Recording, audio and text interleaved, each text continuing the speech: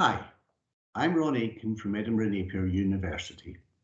Earlier this year, I was the convener of the Forestry Grants Working Group, a subgroup of the Impact Investment Symposium that met virtually throughout the pandemic, hosted here at the university and bringing together philanthropists, investors, social entrepreneurs and academics.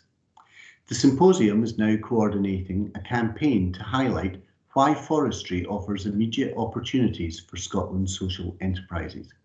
And I've just over 5 minutes of your precious time left to outline how you could get involved. So fact number one, the Scottish Government wants to extend annual tree planting rates in Scotland to reach 18,000 hectares in 2025. That means planting new woodlands across an area roughly equivalent to 15,000 standard football pitches.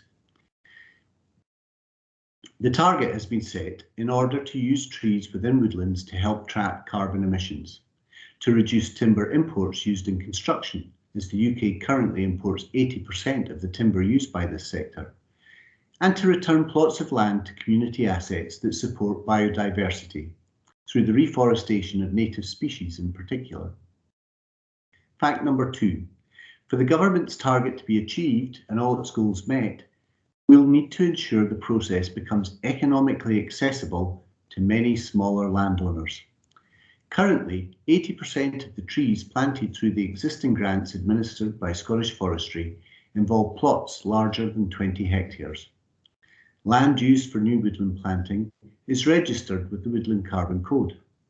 It verifies carbon offsets from a minimum footprint of just 2 hectares. That's less than 2 football pitches.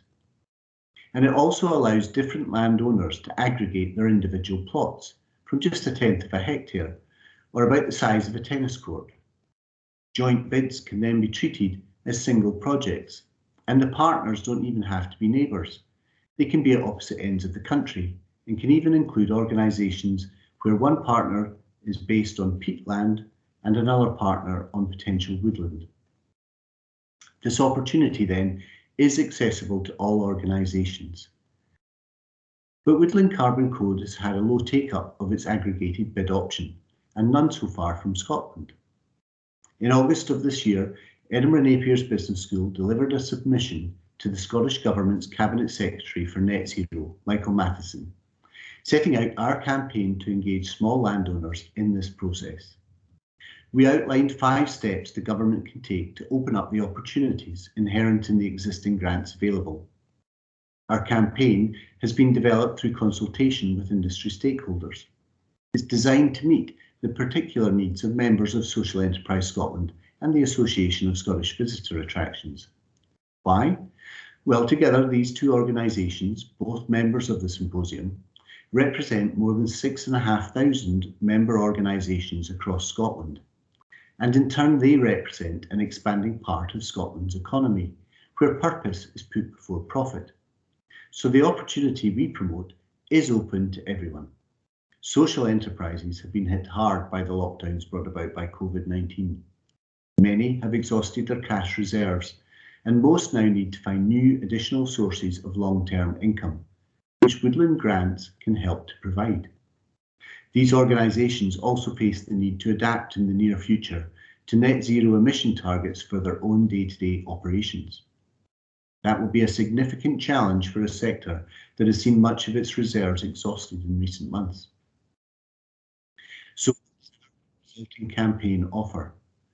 The good news is that a diversity of grants already exist, provided through Scottish Forestry, from Woodland Trust Scotland, and from other bodies such as Future Woodland Scotland.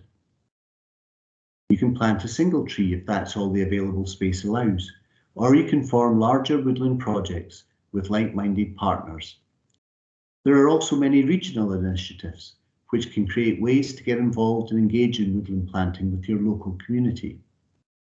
Crucially, we want to demonstrate to the government that the social enterprise sector can be a lever to unlock aggregated bids for Woodland Carbon Code, bringing many small landowners into the process, especially in urban settings. We believe that will be a crucial way to unlock potential and to help meet the government's planting target for 2025. Why is that important? Well, I mentioned earlier that one of the goals for Scotland's target for new woodland areas each year is to help sequester more carbon. Beyond COP26, that's important in two ways. Organisations planting new woodland can register with Woodland Carbon Code and be given a carbon offset value based on the number, type and mix of trees they plant.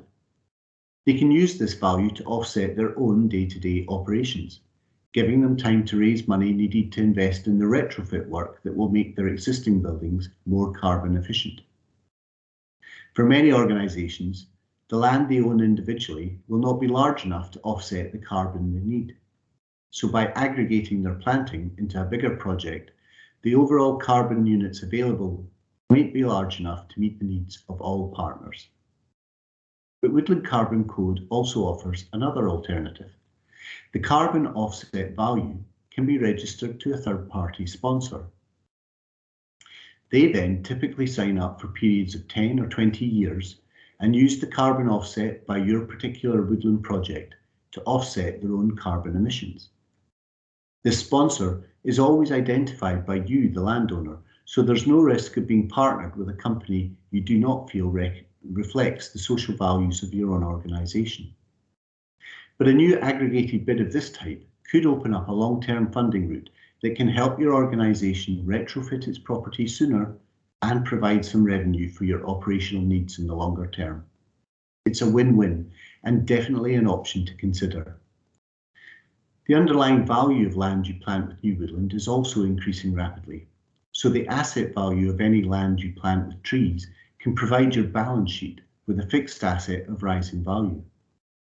Bear in mind too, that for Scottish forestry grants, it's essential to offer public access to any new woodland.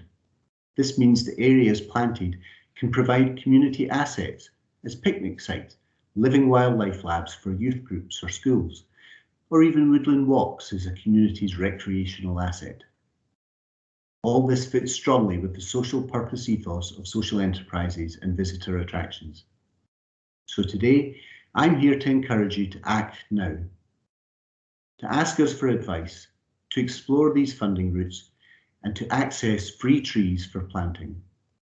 If you're a social enterprise or a Scottish visitor attraction, please initially record your interest with either the Association of Scottish Visitor Attractions or Social Enterprise Scotland as appropriate. They can help link you up with other potential partners. At the university, we can also signpost free advice and support relative to your primary objective, whether that's to plant alone for local biodiversity, to plant with local partners for carbon offset, or to plant for long-term revenue. It really is easy for you to get involved regardless. If you're excited by this opportunity, please contact us today for further details. The emails are in the link below.